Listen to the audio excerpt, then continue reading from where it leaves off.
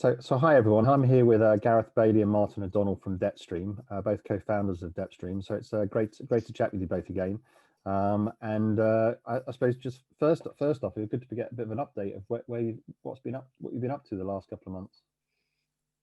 Yeah, sure. I mean, it's been. I think when we spoke to you last, it was starting to get really busy.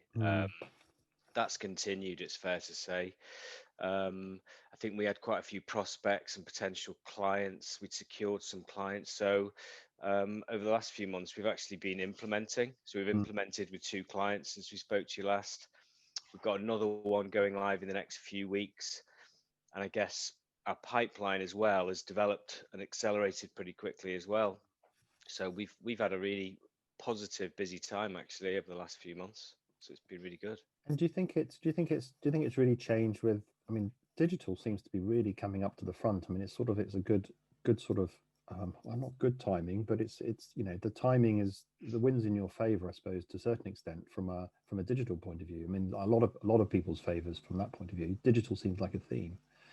So we were getting good traction. So if the question is around the pandemic and whether that's made any changes to what we've seen in the pipeline, we had good conversations. We were starting to see an increase in the need for digital within different businesses, but it's definitely accelerated. And I would say some of our additional pipeline elements as well that have come through, that we're having conversations with the different businesses. There are a handful in there that may not have been ready for this type of kind of transformation, digital collections. And are you finding people are going from nothing to putting something in, or are you finding that it tends to be more of like, well, we had something, but it needs to be better? I think a little bit of both actually, because there are quite a few clients actually that had something and they want to enhance it, but we're having a lot of conversations with people going from nothing, so very traditional type operations, aiming to get to really quite advanced stage from a digital point of view. But I think all of this really is driven by customer habit, isn't it, and behavior. So I think companies realize that customers and consumers want to engage in a certain way, and they were starting to get with the program and put some elements in, but behavior and habit has literally accelerated in terms of digital adoption. And I think companies are just sort of realizing this much more quickly now, whereas it would take months and months or even years for companies to realize that their customer base want to engage in a certain way. I think the penny's dropped and people are kind of, this isn't going to go away. This isn't kind of a short-term change in behavior. This is it now. This is going to be sustained. The first lockdown we sort of got through, but then this new wave that's come back, there was sort of like I don't know what you felt like. There's this collective sort of like, oh, we're not going to get out of it after the summer, and like it was. Yeah. I got pretty fed up, at least anyway. Yeah. But since then, I've noticed that there's much more sort of digitalization sort of going on. So like people are almost like they've normalized this. So just as a random example, like the vets, like the vets now got an app to say. It's a bit like the medical app where you call your doctor over an app. Now the vets have just launched something. It's almost like people are getting into this almost like normalization of sort of these new ways of working, which I think is quite interesting. Yeah, so I saw something interesting recently as well. One council in the country that has actually, to create like a central platform for local shops on the high street to be able to actually sell online. So obviously where they have all the restrictions and issues at the moment with lockdown elements, obviously some businesses have had to completely shut, but through enabling them, the council supporting that and enabling this central platform where people can actually order online and then they can have them delivered to them. So like that's central hub or marketplace for the town, for the high street. That's come out, but then that's also then helped those businesses actually start to pick up sales themselves. And how are you finding it from an implementation point of view? So you talked a bit about you've got a few implementations going. You're doing that completely remotely versus sort of being on site. I mean, how's that kind of work? Because that's a big change for a lot of folks. It is. It's probably not as big a change for us because we did a lot of the work remotely anyway. But those initial stages, those workshops, going through the requirements gathering, face-to-face meetings with operations, compliance, all the various teams, they've gone from a face-to-face perspective. So they were brilliant, because you're not only gathering information, but you're building relationships with those clients as well. Really important. And it is more difficult remotely, over Zoom calls. We 10 hours of Zoom calls a day. It is really hard to get that same level of kind of contact, isn't it? So we've adapted. There's elements definitely we've shifted more. So those initial workshops, we can't do those on site at the moment. We've had to replace them with Zoom calls, but it's worked. I think we've been really efficient through the process. The clients have had to adapt as well, because rather than going out of a room because we've got a question, we haven't got the answer, let's just go and ask Bob from down the corridor if he knows. Those things are kind of gone. It has to be a little bit more structured and controlled. But that said, it's been really good. So the other side as well, I'd say to it is, it's on the flip side of it, it's probably made some clients more and ourselves more accessible. So rather than having to say we're going to come for a half day as the kickoff for the project and have all these requirements, we've been able to actually do pockets. So actually, are you free in the next 2 hours to speak about this particular element of requirements? We just need half an hour and hours of your time. So actually, it's made it more accessible for specific people we need in the business as well. I think that dynamic's kind of different. It's kind of interesting, isn't it, in terms of like how the dynamics kind of changing, and it's not necessarily a full day workshop. It can be like little chunks almost. Yeah, that's it. Yeah. And so if you say that tips and tricks around what works well in terms of that online piece, I mean, what do you think you've picked up? I mean, we're all kind of learning from this. I'd definitely say, like you would in a formal side where you're having regular cadence kind of check-ins and projects and stuff like that, is actually having Zoom, have video on, and actually just have weekly touch points with the clients. I do think that has been crucial, I would say, Gareth, for us, still ensuring that, so we can obviously raise anything from their side, anything either they're concerned about, or at the same time other aspects they just want for consideration as part of the implementation we're putting in place. But I think that's helped around the kind of framework and pace around it, and help build the relations that, like Gareth said, if we were in person for a couple of days of workshops initially kicking off, those have also helped actually build that relationship in the team. But like you say, they're not sort of big onerous meetings, just a sort of very quick, short touch point, a bit like you do if you were having like a little coffee break or something, where it's very quick exchange, doesn't really get in the way of everybody's calendars, but it's really important. Keep in touch. We do a lot of those, actually, don't we? We do a lot of those with people, so they work well.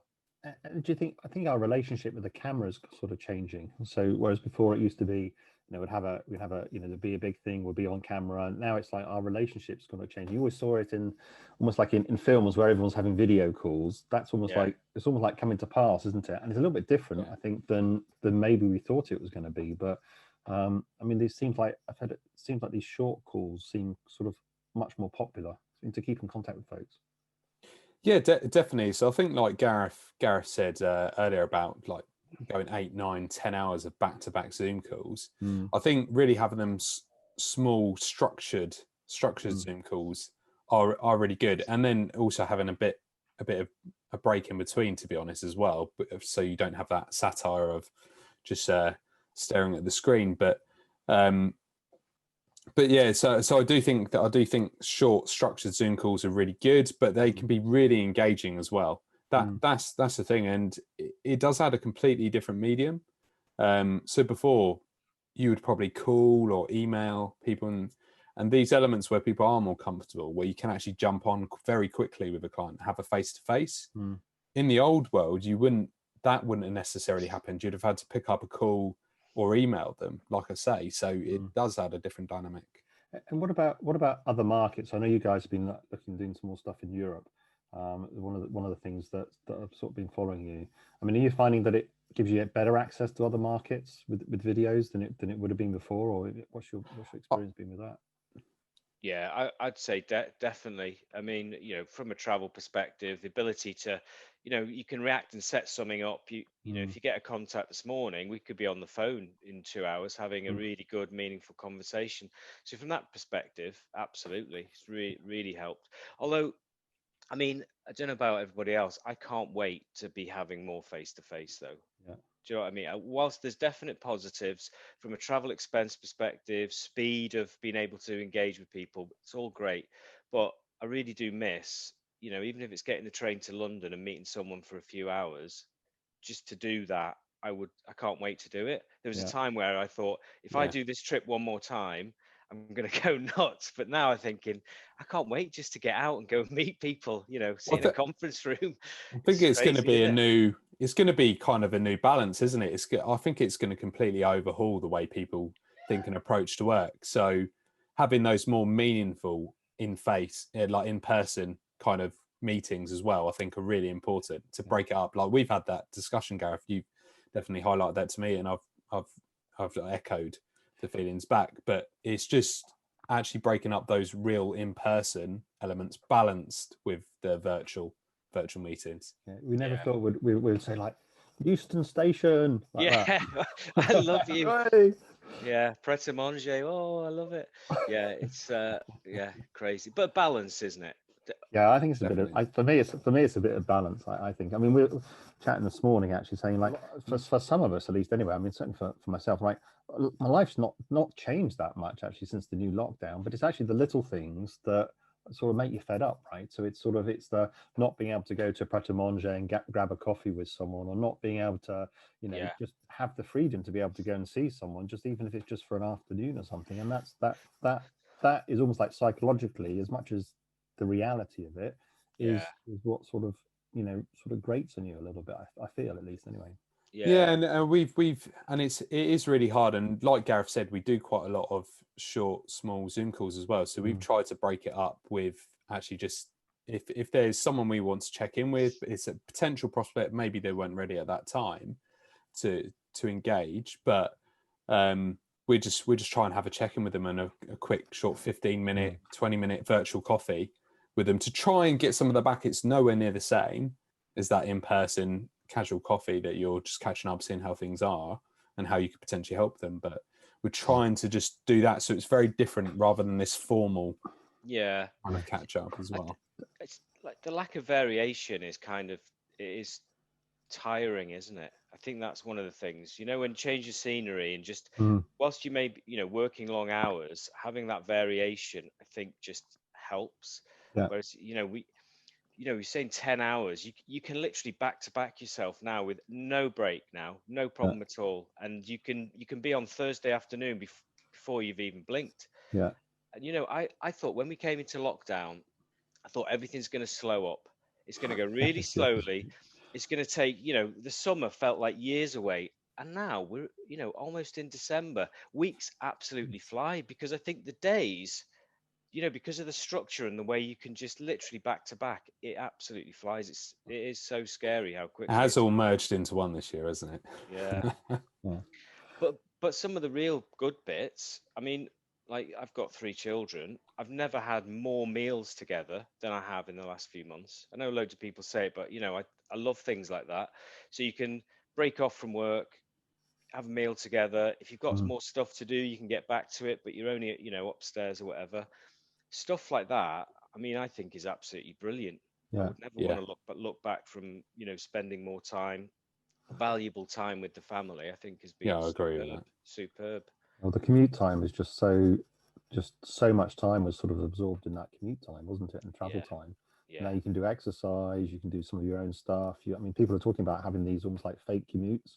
I yeah, mean, even we're filling fake commutes with, family dinners, right? I mean, it's got to be positive, I think, in some ways, yeah, getting some good things out of it. yeah, yeah. So, talk to me a bit about your coffee breaks that you do as well. So that's been pretty innovative. So I've sort of been following some of that, and you have these sort of like coffee sessions. I think they're every other week or every month now. I mean, how have they sort of what's the dynamics of those and how have those sort of worked out? Well, Because so that was new. so I guess early in lockdown, we decided that it's quite important just to keep in touch with everyone that works in the kind of collections and recoveries community. actually establish something to actually be supportive and get everyone together, sharing ideas is a key focus. But without this real formal structure around it, actually trying to recreate a bit more of the coffee break, essentially, like you would in the office, was one of the main premises for us.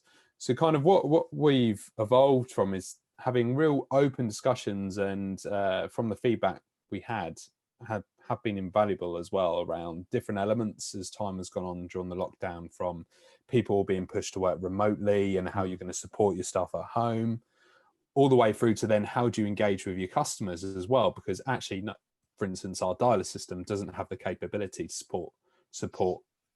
be supported remotely, for instance. So how we can actually engage with these customers and support them. And then the kind of format has evolved. I'd say, Gareth, it's evolved over the last few months, hasn't it? And we went from weekly and moved to kind of 2 weekly, but slightly longer sessions, but still keeping that real kind of casual conversation format. Yeah, so we put a bit of structure around it so that we've got topics that we know people want to talk about, and people who join the coffee breaks will say, oh, maybe next week could we talk about how you support your agents that are all working remotely, and then other people bring stuff together. But like Martin said, we do try and keep it quite flexible and casual, because people really open up then.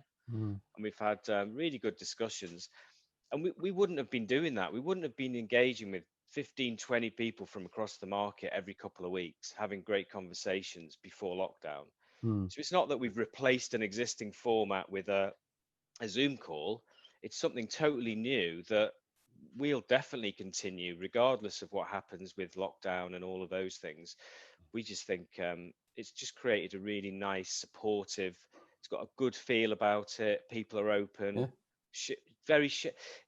what we were not worried about, but we thought we'll be interesting to see how this develops, because we have a lot of collections and risk professionals on there from operations. We do have some suppliers, people from different backgrounds, and we wondered how open people would be about talking about what they're doing, the challenges they're facing, how they're solving issues. Well, people were super open and have been and continued, and I think that has been one of the real strengths of the forum. I think that's one of the reasons why people really like it. And I think that's all due to the format we've presented, Gareth, isn't it? Because it is presented in that kind of real open, casual, free to discuss format, isn't it? We've not put we put some structure around it for topics, like you said, but we've not put any hard focus structure on it. No. It's fascinating how there's almost like these different types of formats for the world we live in, is sort of almost like building up a little bit. And I think we're going to have different types of formats to get hold of people and talk with people. And I think the other interesting point to make is the fact that often we go through the through the business process, I suppose, and it's very sort of like standoffish. But I mean, what you're saying there is, at the end of the day, we're all human beings and we've all got the same problems, and it's really around that sharing. So maybe in some ways it's made us more human, because this whole process, and we can that actually helps from a relationship point of view. Yeah, because like we say, the core of it, what we want to do is actually create a forum that was actually helpful to everyone in the collections and recoveries community. That was the core of what we were trying to do as we established this when we were coming into the first lockdown. But it really has. There have been lots of various attendees that have come away from ideas from other attendees, and they've implemented elements or it's given new ideas of how they could support their team members or how they engage their customers. So it's been really good. Yeah. Okay. So what do you think the future is going to hold? We're up nearly 9 months into this now. You guys are obviously having a good year from that point of view. But I mean, what do you think is the next sort of 6 months is going to bring us? I mean, what do you see as sort of like being the big developments sort of on the horizon, or changes? Is it just more of the same, or do you think we've got other changes coming down the pipe? So I do see a big element, and we've had a couple of discussions around this on the digital technology within collections. On that front, is how it aligns more as a overall proposition with the traditional channels in the call center, and how you actually make sure they're working together.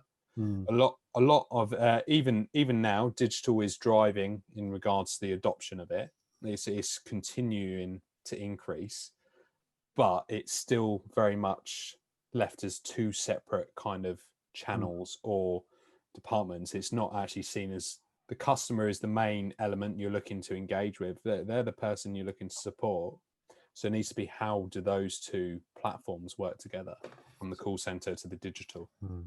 So it's almost like, so people have, they've not rushed out, but they've gone out and they've got some sort of digital solution because they need it now, because that's the burning platform.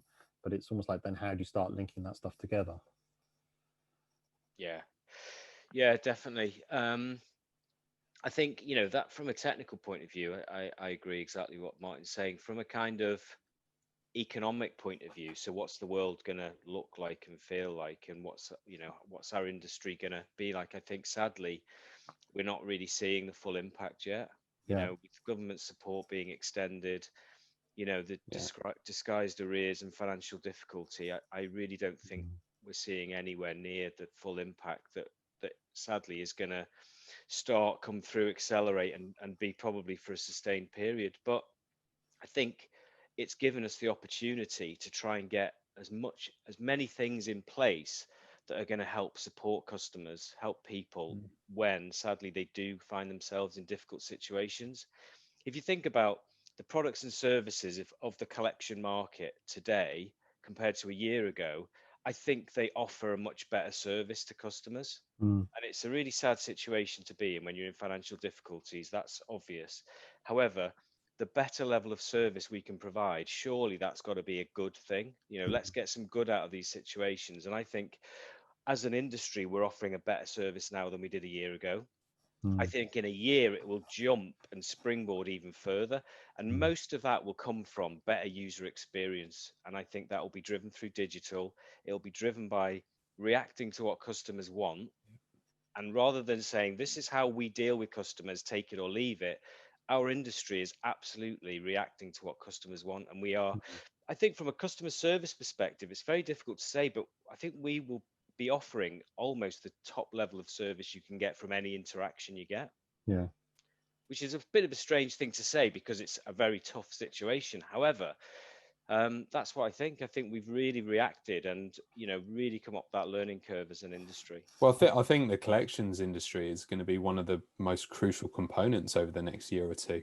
Like Gareth said, as unfortunately more people fall into arrears or a bad financial situation, we're going to be a big piece of the kind of groundworks that is going to really be able to support the country and people to get back on track. Well, I mean, I think collections is also a moment of truth, isn't it? It's almost like it's, we used to talk about that way back, and it was, from a financial difficulties point of view, like you need help at that point, and it becomes a moment of truth. And if you support people through that, you got customers and goodwill for life, really, if you can do it right. And I think yes, I mean, hopefully that's sort of that's sort of clicking, and people are starting to feel that. I mean, I know a lot of folks in collections know that, but it just feels like it's definitely progressed, I think, as you say. The last 6 months, but I mean, it's been a journey for the last few years, but certainly the last 6 months it feels like accelerated. But if you think about one of the, I was a collector on a phone. I think Martin was as well. I don't know about yourself, Chris, but one of the challenges you have when you speak to customers is putting yourselves in their shoes. If you've never experienced those things in your life, it's quite difficult to properly empathize. What I think's happened over the last 6 months is not everybody's found, being in financial difficulties, but people have been touched by those problems much more than ever before. So everybody, or certainly more people, have an appreciation of how tough it is for people now as a general.